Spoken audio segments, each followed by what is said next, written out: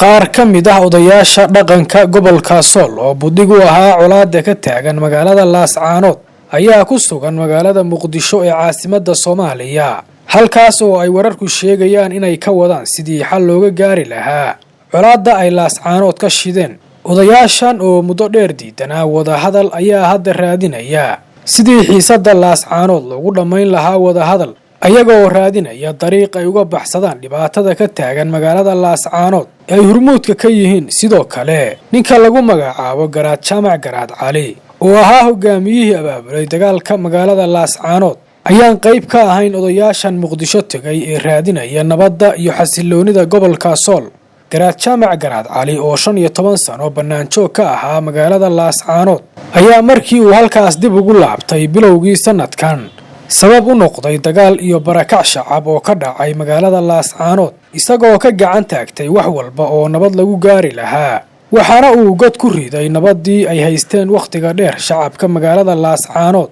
isagoo gobolkaas ka riday colaad uu sanoqon dhamaadkeeda waxaana uu maanta jirsaday dagaalka magaalada Laascaanood 6 bilood ayadoo aysan jirin wax natiijo ah oo laga dhaxlay dagaalka magaalada Laascaanood marka laga yimaado dhimasho ciidan oo laga maarmi karay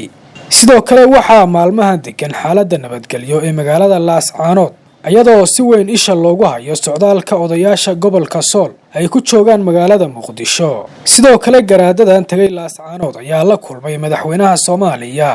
Xasan Sheekh Maxamuud ayadoo qoraal lagu daabacay fila Soomaaliya lagu sheegay inuu madaxweynaha Soomaaliya ka dhageystay isimada dhaqanka gobolka Sool aragtidooda ku aadan sidii xal looga gaari lahaa dhibaatada ka taagan magaalada Laascaanood sidoo kale qoraalka waxaa lagu yiri madaxweynaha Soomaaliya wuxuu adkaynayaa baaqi hore ee dawladda isagoo mar labaad ugu baaqaya labada dhinac ee ku dagaalamaya Laascaanood inay xaaladda ku dhameeyaan xal aan xabad ahayn sidoo kale ra'iisul wasaaraha Soomaaliya Xamse Cabdi Barre ayaa isna xafiiskiisa ku qaabilay odayaasha dhaqanka gobolka Sool ee ku sugan magaalada Muqdisho kuwaas oo ay ka wada hadleen sidii xiisadda Laascaanood loogu dhamayn lahaa wada hadal iyo isfahan siyaasadeed ayadoo ay muuqato inay odayaasha dhaqanka gobolka Sool waqtigan diyaar u yihiin wada hadal iyo in xiisadda taagan lagu dhameeyo miiska wada hadalka taasi oo ay Soomaaliland waqti dheer raadinaysay in la wada hadlo oo miiska wada xaajoodka la isugu yimaado